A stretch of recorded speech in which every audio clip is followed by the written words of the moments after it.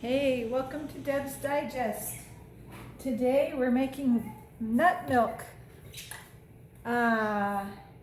So, shortly after, one of the symptoms that I had, can you see me?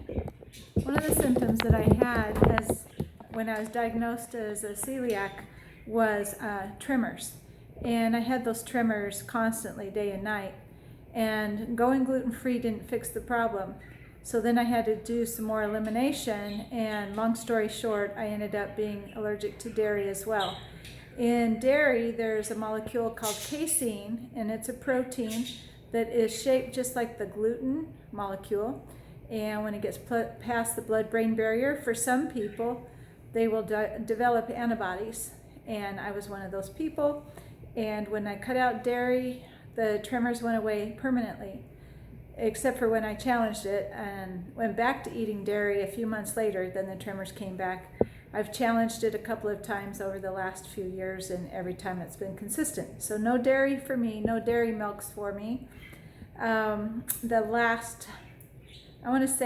couple of months I've had a lot of gastric distress, and I was looking at the label for the nut milk that I was using, the almond milk that I was using from the grocery store, and it had the ingredient carrageenan in it, which is also a problem for some people for intestinal problems.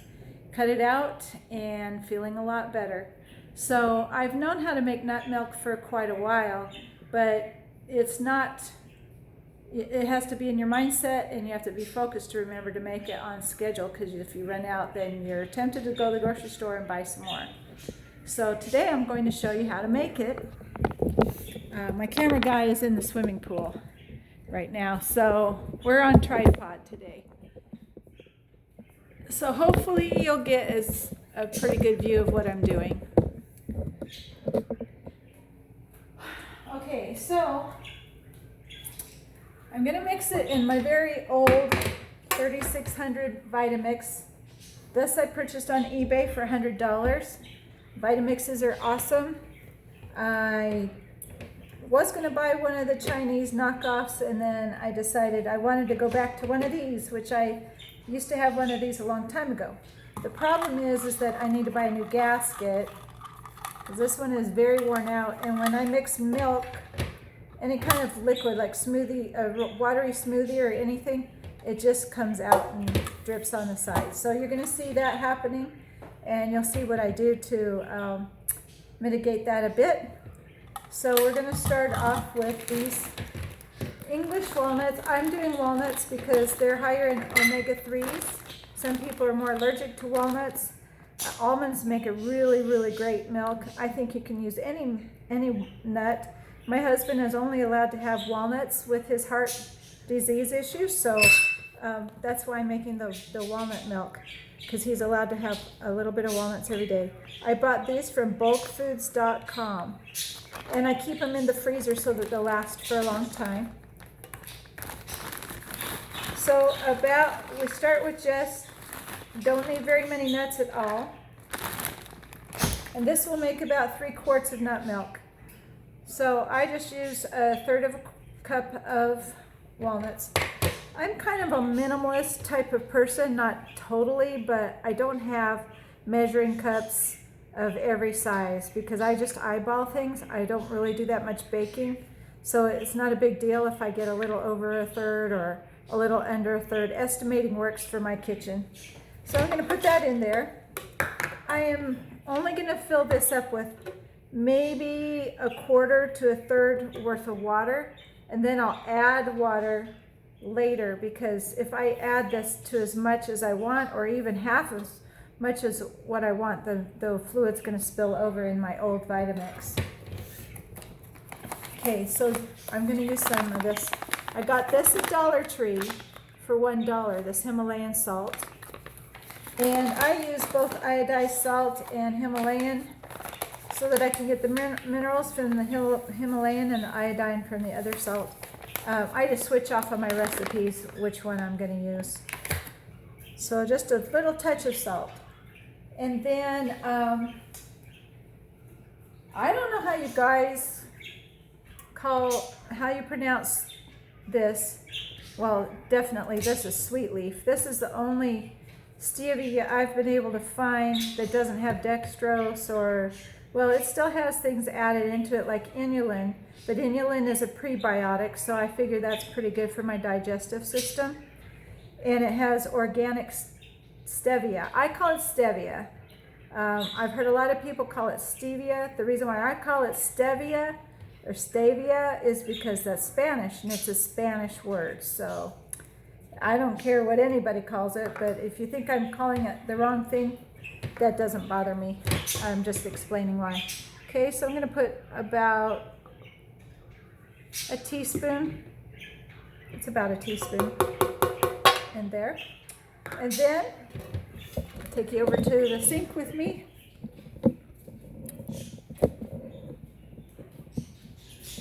To my dirty sink. And you're seeing my handle go around here. Tuck that in and fill it up with about a quarter. I don't know if you can see that. Of water.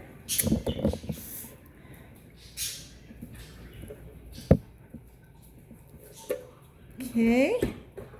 Get your back over here where you can see me good.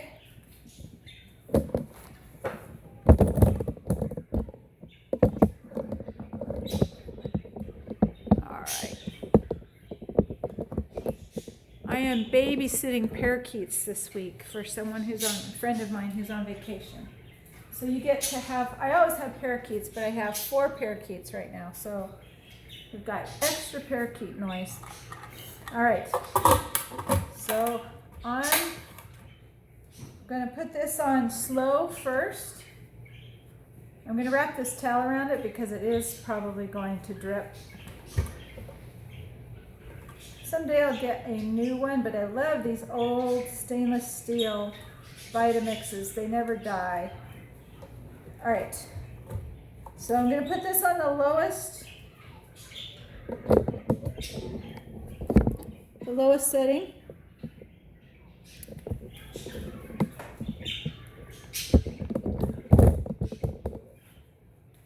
Okay, sorry about the noise.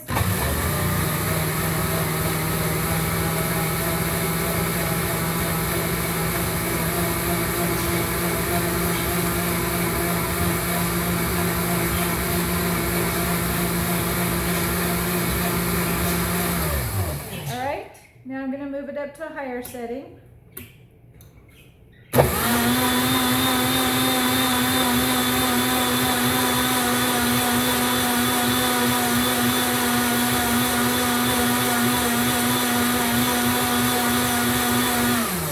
And up to a higher setting.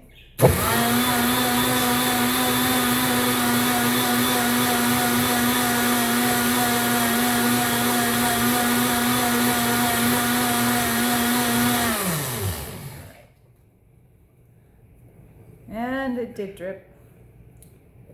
Okay, going to check and see.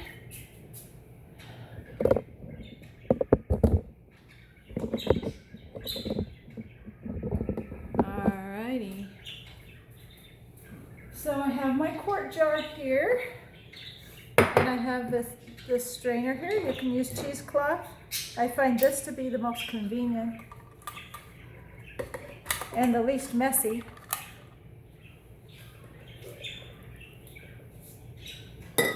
Also, it helps to turn the spigot on tight, and then slowly pour it into the jar.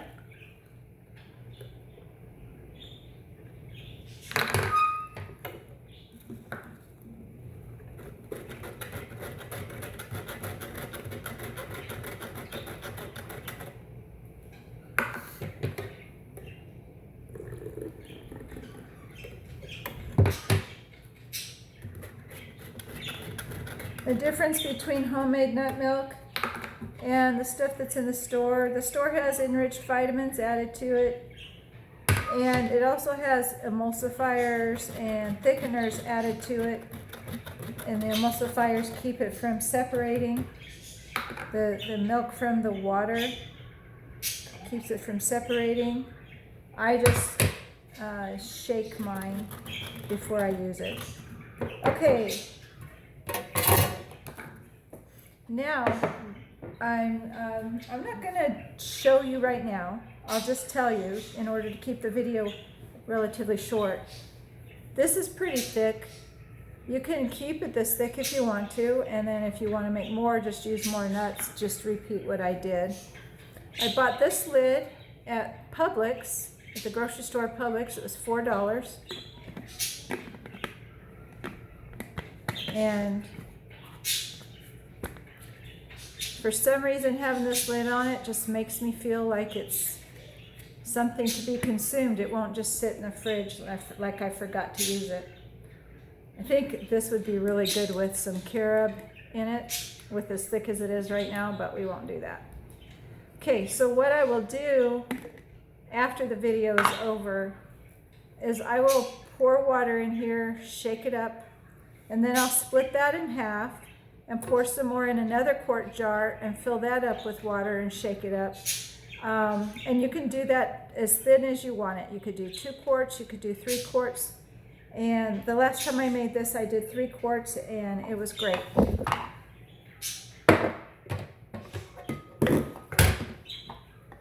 So then I have found that it stays good for at least, there, go get my Sharpie marker. It stays good for at least,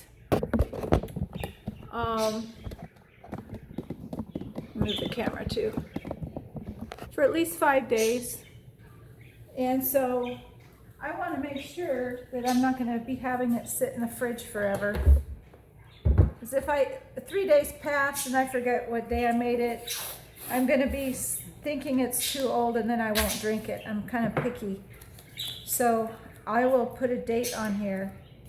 And today happens to be June 27th. So I'm going to put the date here 5 days from today. So that's 28, 29, 30, 1, 2, July 2nd. So I'm going to put the date here that I want to have this consumed by July 2nd, which will be no trouble for me. It will be consumed by July 2nd. All right, so then if I were to add it to extra jars, you know, like I said, put this to the top with water, then shake it up, put half of that in here, and then put this to the top with water and just put a regular jar lid on it. Put these both in the fridge. Put a date on this as well, same date, July 2nd, or 5 days out.